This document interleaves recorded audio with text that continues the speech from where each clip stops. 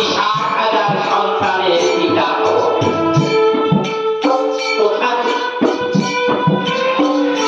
ওই মহেশ্বরকে নানানভাবে গালাগালি করছে। ওখান ধুতরা খায়, শ্মশানে মশানে থাকে, ওর বুদ্ধি নাই। তাই কাকে কি আশীর্বাদ দিতে হয় সেও জানে না। আর আশীর্বাদ মানে ভুয়ো। এ কথা শুনে দেওয়ানিবে মহেশ্বরের কাউন্টে পৌঁছে যায়। আর ওই সাগরাজা কি করেছে? চামড়ার রথে আছাড় মেরেছে। অসংখ্য 60,000 রেণু হেঁটে হেঁটে চলে যাচ্ছে পিঁপড়ার মতো। আর ওই মহেশ্বর ব্রাহ্মণের মেয়ে হয়েছেও ঠিকই। কি করেছো রাজা? তুমি যে বড় সর্বনাশ করেছো। বলছে কেন? এই চামড়ার রথকে কি আমি ধরে রাখবো? ছদ্মবেশী দেবাদিদেব মহেশ্বরের হাতে বছরই। ওরে মূর্খ রাজা, একবার চেয়ে দেখো। 60,000 রেণু হেঁটে চলেছে। সাগর রাজা চেয়ে দেখে সর্বনাশ করেছি আমি। আমি একটি সর্বনাশ করেছি। ব্রাহ্মণকে ডাক দিয়ে বলছে, হে ব্রাহ্মণ, আমাকে উপায় করে দাও। বলছে তুমি 60,000 পাত্রে তোমার এই সন্তানকে রাখো, আর প্রতিদিন দুধ খাওয়াও। সাগর রাজা এইভাবে প্রতিদিন দুধ খাইয়ে যাচ্ছে। ধীরে ধীরে তার সন্তান বড় হতে চলেছে। সাগর রাজা মনে মনে ভাবে, আহারে, এবার যদি আমার মনোবাঞ্ছা পূর্ণ হবে। যখন 60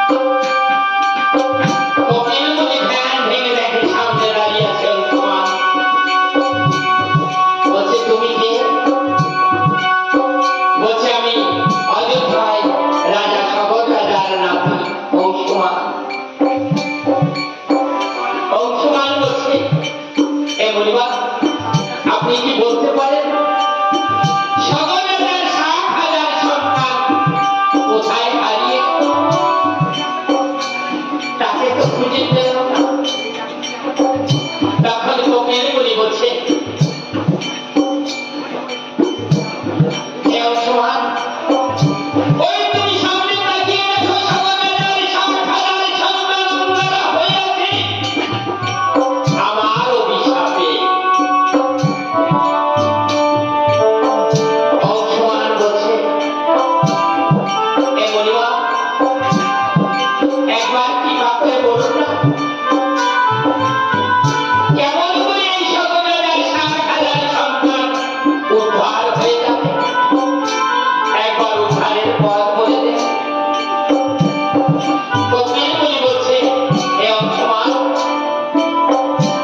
যেদিন এই ধরাধামে গঙ্গাকে আনয়ন করবেন এই পাতালপুরীতে, সেদিন এই বংশধর উদ্ধার হবে, এছাড়া নয়। তখন অংশমান বলছে, হে মনিবর,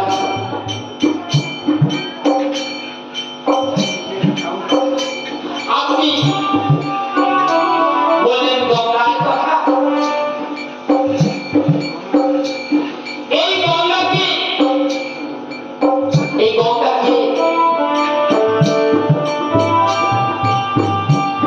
আর এই গঙ্গাকে কোথায় পাবো, বা গঙ্গা কোথায় আছে, এর জন্ম কোথায় হয়েছে, কেমন করে হয়েছে, একবার কৃপা করে যদি বলেন। তখন কপিলমুনি বলছে, দেখো, তোমাকে আমি গঙ্গার জন্ম বলে দিচ্ছি, তারপরে তুমি কি বলবে আমি জানি না। তখন অংশমান বসে গঙ্গার জন্ম সমন করছে। কপিলমুনি বলছে, দেখো, একদিন নারদ তার বীণা বাজিয়ে চলেছে, বীণা বাজাতে বাজাতে সে ভুলভাবে বীণা বাজিয়ে চলেছে, বাজনার সঙ্গে তার তাল ঠিক থাকছে না। যখন ভুলভাবে বাজিয়ে চলেছে, তখন 636 রাগিনী তাদের শব্দ বন্ধ হয়ে গিয়েছে, আর বাজছে না। নারদ মুনি মনে মনে ভাবে, কি আমার বীণা তো আমার কথা শুনছে না, আমার বীণা তো আমার মতো বাজছে না। তখন নারদ মুনি 636 রাগিনীকে বলছে, ওগো, তোমরা এমন ভাবে নিস্তব্ধ হয়ে গেলে কেন? তোমরা এমন করে বন্ধ হয়ে গেলে কেন?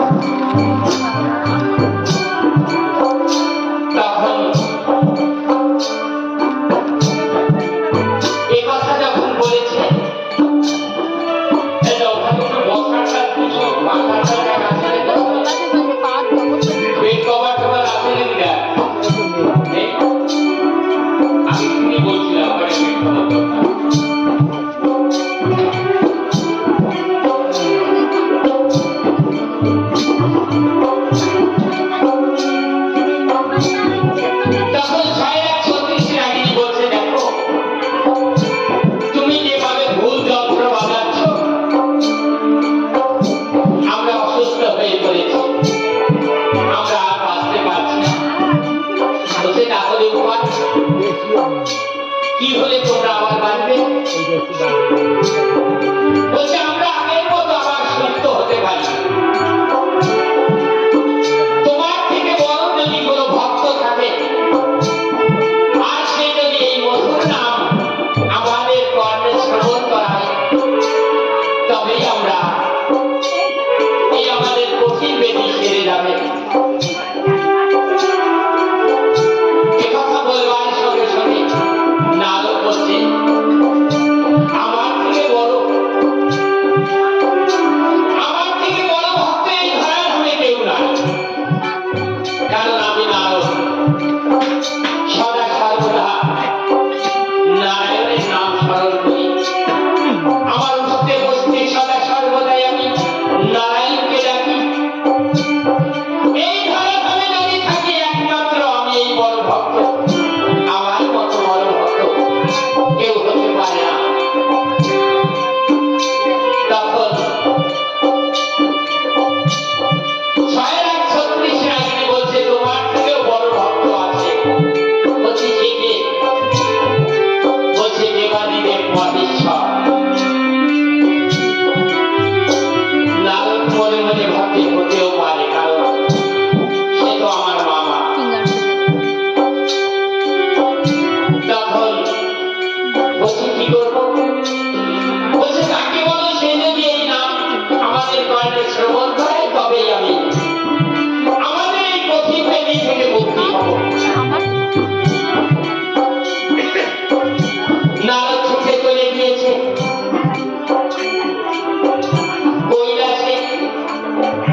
কৈলাসে গিয়ে বলছে ওগো মামা, আমি বড় বিপদে পড়েছি মামা। বলছে তুমি আসলে আমার বড় চিন্তা হয়, কি সর্বনাশ করো। বলছে না মামা, আমি এমন কাজ করবো না তোমার ক্ষতি হবে। বলছে বলো তবে কি কারণে আসছে? বলছে মামা আমার বিনয় আর বাজছে না, আর হরিনাম সুর উঠছে না। কারণ আমার 636 রাগিনী সব বিকলঙ্গ হয়ে গিয়েছে, তাদের কঠিন বেদিতে ভুগছে। বলে আমি কি করবো না? বলছে না, তুমি যদি একটু হরিনাম, এই রাম নাম, কৃষ্ণ নাম মুখে গুণগান করো, তবে এই কঠিন বেদি মুক্তি হবে। তবে আমি আমার এই মধুর বীণা বাজাতে পারবো, আর দয়ার হরিকে ডাকতে পারবো। দেবাদিদেব মহেশ্বর বলেছে কথাটা মন্দ না, আমি বহুদিন তাকে ডাকি না। নারদকে বলছে দেখো আমি এই গান করতে পারি, কিন্তু আমার দুইজন ভক্ত চাই। দেখুন গান বাজনা যতই করি না কেন, ভক্ত ছাড়া গান হয় না। যদি মনের মতো ভক্ত হয় একজন হলেই অনেক, আর যদি হাজার হাজার ভক্ত বসে কোনো মূল্য নাই।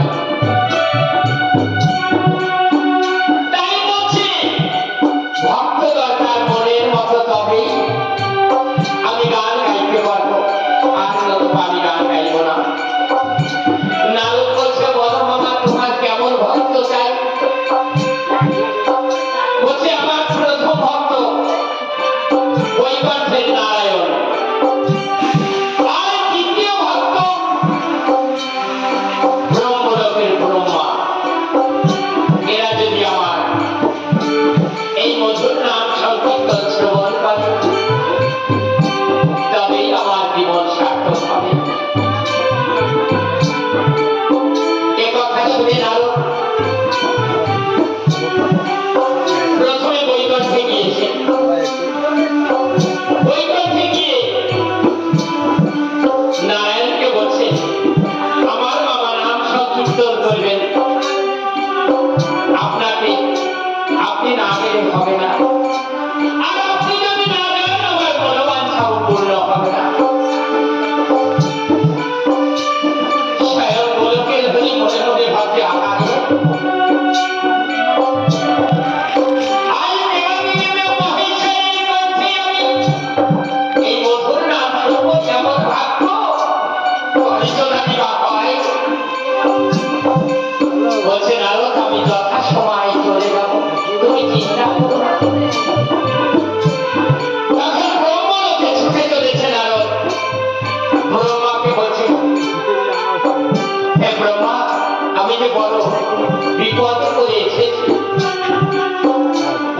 নারদ তুমি তো বিপদে পড়ো না, তুমি লোকে সর্বনাশ করো। তবে যখন বিপদে পড়েছো তবে কি কারণে এসেছো বলো? বলছে আমি এসেছি আমার বিনা তন্ত্র আর পারছে না, আমি গোবিন্দের নাম আমি আর ডাকতে পারছি না, আমার 636 রোগী যে বড় অসুস্থ হয়ে পড়েছে। ব্রহ্মা বলছে আমি কি করতে পারি? বলছে দেখুন আমার মামা এই রাম নাম কৃষ্ণ নাম তিনি এই হরি গুণগান গাইবেন, আপনি কৃপা করে একটু যদি কর্ণে শ্রবণ করুন তাহলে আমার এই মনোবাঞ্ছা পূর্ণ হবে। ব্রহ্মা মনে মনে ভাবছে আহারে ওগো মহেশ্বর, তুমি এই ধরাধামে তুমি একমাত্র ঈশ্বর, দিন রাত তোমার নাম জপে সর্বদেবতা, তোমার উপরে তো কেউ না। তখন ব্রহ্মা বলছে নারদকে, হে নারদ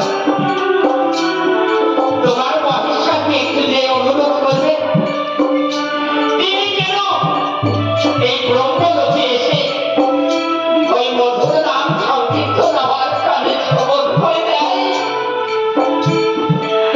আমি যে বড় আনন্দিত হব।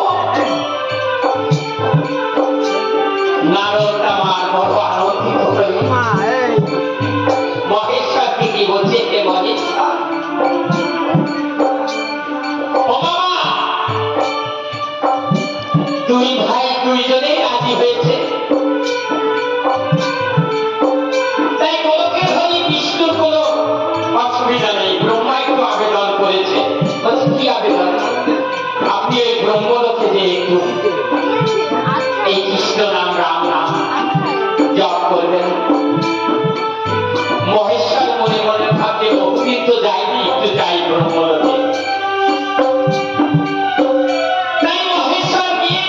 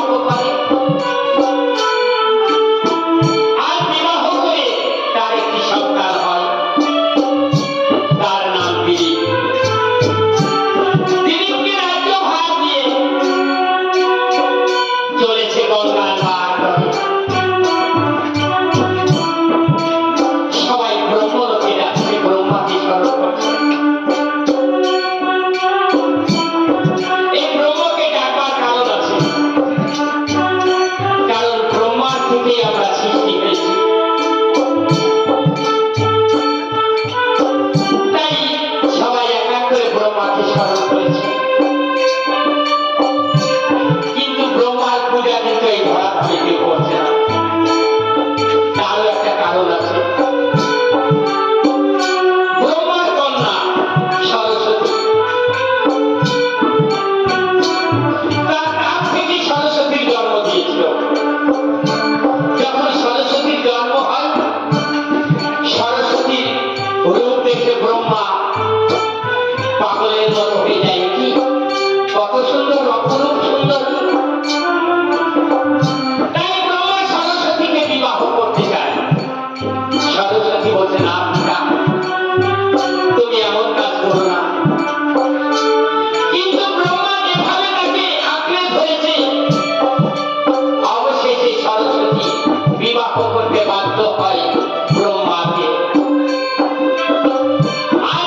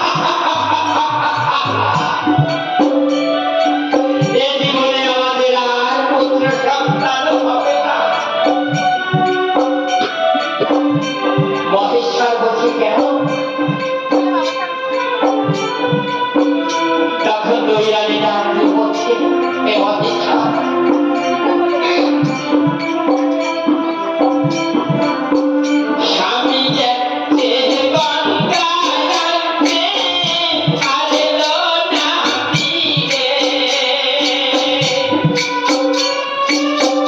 কেমন করে পুত্র আমারে বলো গো আহারে।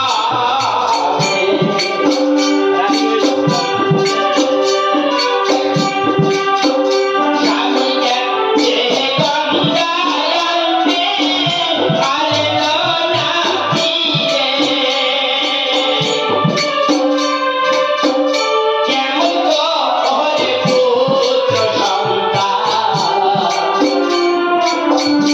আমাদের রোগ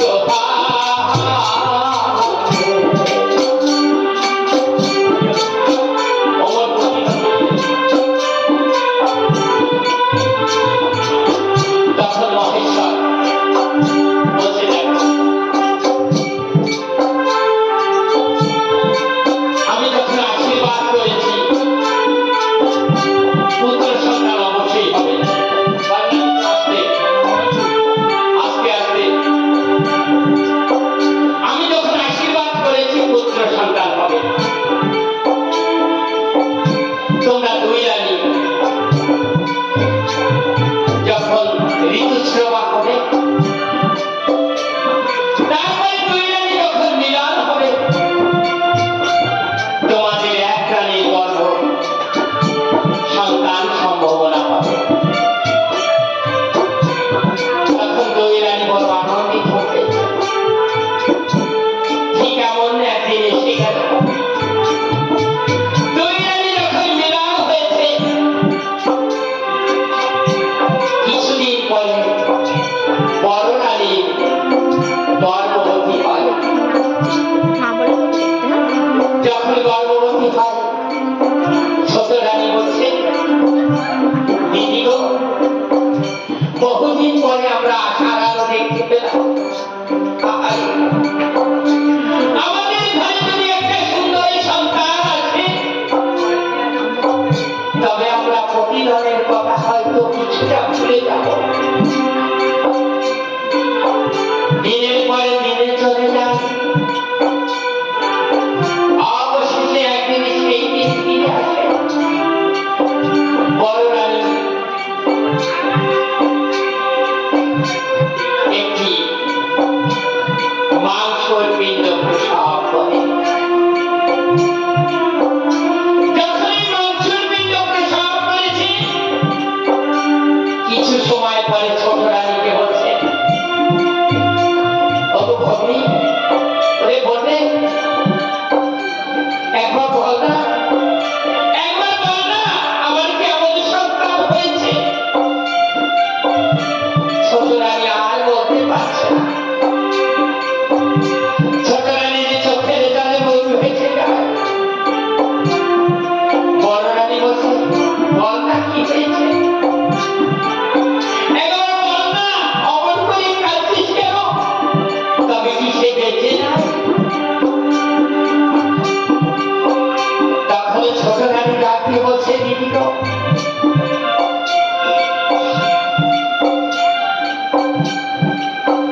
পুত্র সন্তান হয়নি রে দিদি, মাংস পিণ্ড হলো।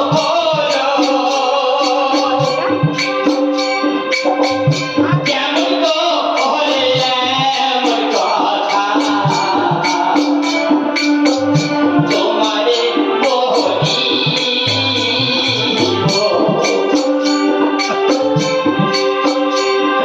আমাদের কোন পুত্র সন্তান হয়নি, একটা মাংসের পিণ্ড হয়েছে। বড় রানী মহেশ্বরকে বলছে, মহেশ্বর, তুমি কেমন খেলা খেলছো?